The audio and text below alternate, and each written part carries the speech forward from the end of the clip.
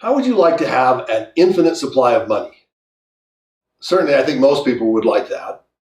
Well, I'm going to talk to you today about something we call the family legacy system. And it came about really quite by accident. But let me tell you a little bit about how it did come about and how it might be beneficial for you. So back in the 80s, my mother and father-in-law owned a farm, or they called it a ranch, in southern Utah. And this was at a time when estate tax rates were high, but more importantly, the amount of money that was, or the assets that were taxed in an estate tax were really quite low. You could only leave about $600,000 to your heirs without the money over and above that being taxed at a minimum of 37%. And so estate tax planning was a big thing back then. And one of the things that the estate planning attorneys recommended was that people buy life insurance to actually be used upon death to pay the estate tax so that the farm or the family ranch didn't have to be sold. And so that's what my in-laws decided to do. And I helped them get a policy on each of them. On my father-in-law, it was a $100,000 policy, and on my mother-in-law, it was a $50,000 policy. And they were limited in their budgets, and so they bought some term insurance. And if you know what term insurance is, it's very inexpensive. This particular term insurance was a 10-year period. In other words, the premium stayed level and the face amount stayed level for a period of 10 years. At the end of 10 years, the premium was going to take a big jump because the insurance companies don't want you to keep the policy after the initial period. Well, my in-laws were both 65 at the time, and 10 years goes by, almost 10 years, and I get a call from my father-in-law, and he says, Scott, we just got the bill on these insurance policies, and it's going way up, and we really can't afford it. And I said, well, there's a couple of things that we could do. Let me take a look at it.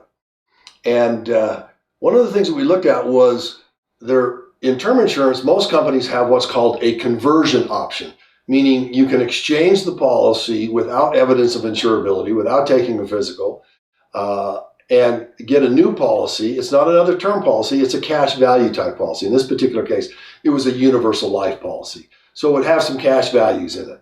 But the premium is going to be higher. And in the case of my in-laws, the premium on my father-in-law's $100,000 policy was going to be somewhere in the neighborhood of about $6,000 a year. And the $50,000 policy on my mother-in-law, it was going to be $3,000 a year. And of course, that's a total of $9,000. And they said, Scott, we can't afford that. And I had just learned of a concept whereby family members could come together and pool their resources and pay the premium on policies on mom and dad and keep the policies in force. And then when mom and dad pass away, the heirs, the children that paid the premium would receive their pro rata share of the death benefit. And so I told my in-laws about that. They said that would be great. And at the next family gathering, I introduced the idea and the concept to my 3 brother-in-laws and my 2 sister-in-laws. And none of them were too keen about it. Now, here's what you have to understand. I'm talking about families coming together, pooling their resources to keep an asset in the family. Now, if I'd have said, look, mom and dad are going to be losing the farm, I think they'd have been very interested in pooling their resources and helping to keep the family farm and ranch in the family. But this was life insurance policies. And everybody kind of seemed to think like, well, hey, we've got the ranch, it's paid for, it's worth a lot of money. What do we need life insurance for? Even if there is some estate taxes, we'll deal with that at the time. Well, I spoke with my wife about this, and I said, I really think it would be a bad idea to let these policies go. And so as a result, we talked with her parents, and we agreed that we would pay the premiums all by ourselves. Now, we had the capability of doing that, and but we designed it such that if my father or mother-in-law passed away in the first year we owned the policy, that they would get, the surviving spouse, the surviving in-law, would get 90% of the death proceeds. and my wife and I would get 10%. And then next year it shifted from 90 down to 80, and so on, so that over the course of 10 years, every year, 10% more of the death benefit would accrue towards my wife and I. Well, it just so happens that my wife's father passed away at age 84. And he had had the policy we'd had this policy on him for 9 years. And so 90% of the benefit, or $90,000, came to my wife and I, and $10,000 went to her mother, as we had agreed. Now, by the way, this was a tax-free transaction. There's no income tax on life insurance proceeds. And my mother-in-law was happy about that. She realized that we paid all the premium and that she had other money, and she was now able to use those dollars for funeral expenses and so forth. Now, as it turns out, not long after my father-in-law passed away, my mother-in-law came to me and said, Scott, would you like to purchase some more life insurance on me? Now, think about that for a minute. Here's my mother-in-law approaching me to see if I want to buy more life insurance on her. And of course, at that time, she was about 80 years old. And, she was about 75 or 76 years old. And so we decided to purchase a policy on her at that time. It was a $100,000 policy. And there's a little bit of a method in her madness, though, or in what you'd think is kind of a unique circumstance. And that is, my wife's younger sister was handicapped. Now, she was very highly functional, but she could never live alone. And my mother-in-law wanted to make sure that as my wife was going to be the guardian of her sister once her mother passed away, that we had plenty of money so that we would never have to put her sister into a care center. And so that was her reasoning. That's why she wanted us to have this additional life insurance. And so we were able to get it. Some people think that once you're over a certain age, you can't get insurance. Well, you can. And she qualified for it at standard rates. And it wasn't too many years after that we decided to buy another policy. And so all told, over a period of time, I acquired $250,000 of life insurance on my mother-in-law. And she lived to be 91 years old. Now, she lived a great life. She was happy. The last 4 years of her life, she lived with my wife and I, and we took care of her and my sister-in-law, my wife's younger sister that was handicapped.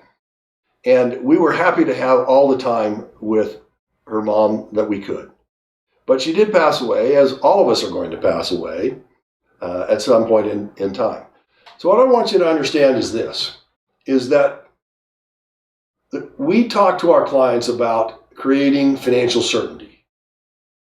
And one of the processes that we also educate our clients about is something we call leveraging the value of certainty.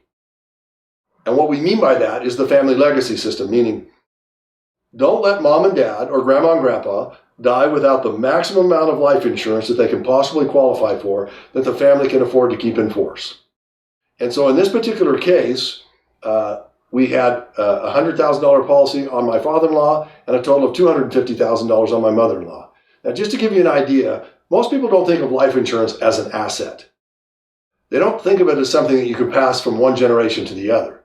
But let me tell you, first off is that if I look at all the premiums that I put into my father-in-law's policy and work out the return, my return on that policy was 6.31%.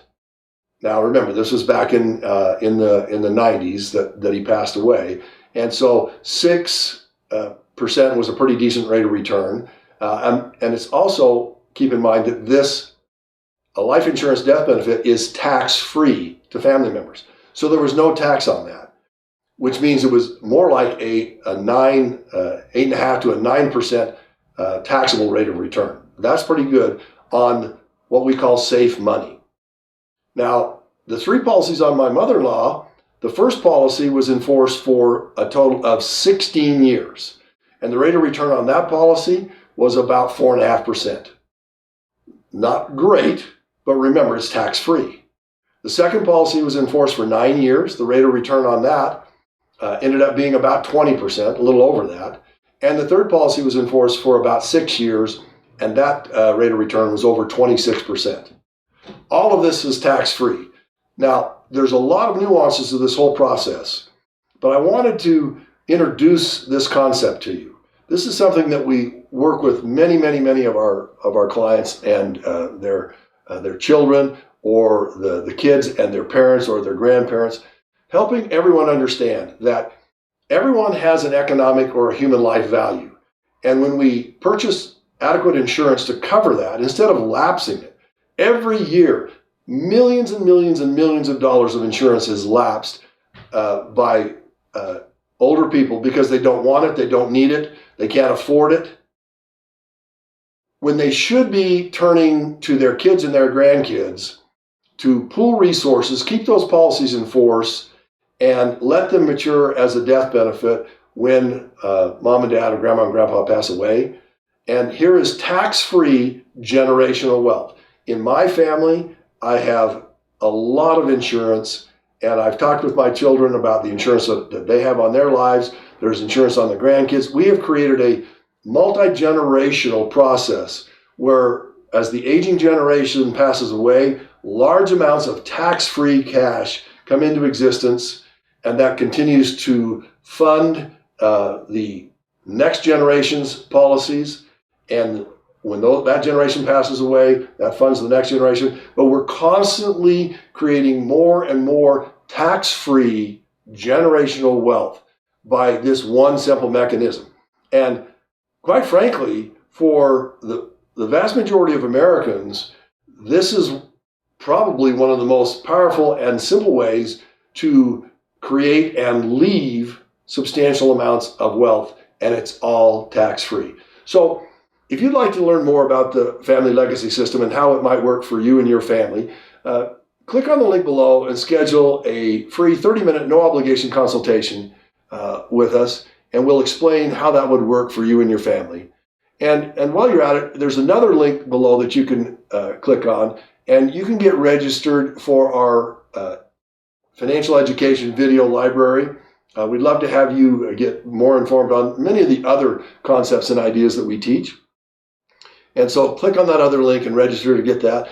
And if you would, subscribe to our YouTube channel, because we're constantly pushing more information out, and we'd like to get our message out to more people. So if you'll subscribe, that helps us in generating more activity out in social media and the internet. And we would love to sit down with you and help you understand not only the Family Legacy System, but our family banking system, and how to create a more financially efficient and financially certain financial strategy that will give you the secure future that you're looking for. And so we look forward to helping you in the future.